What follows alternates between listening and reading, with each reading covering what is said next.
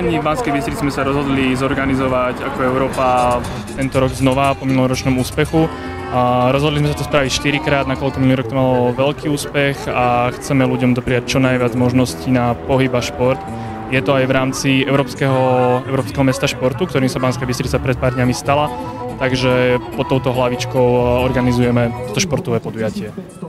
Prvá trasa bude smerovať od Európy na Kremničku, kde sa ľudia budú vracať, je to cca 7,5 km dokopy.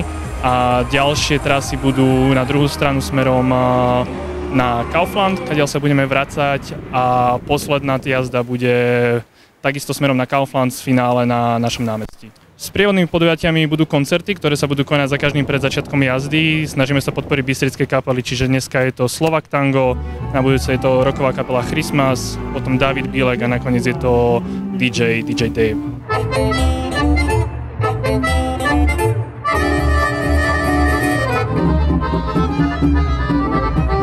Dobrý večer, slečna, halá, nebuďte úsečná, halá.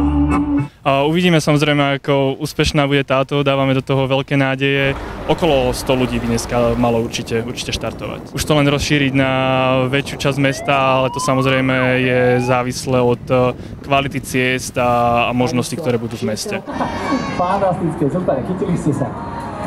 Máme veľký potles pre vás.